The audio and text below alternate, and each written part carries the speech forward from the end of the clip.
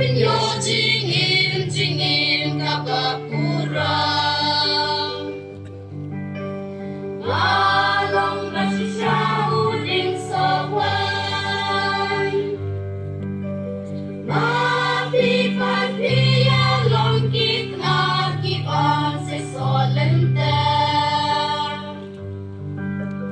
Malawan ba pinyo jingin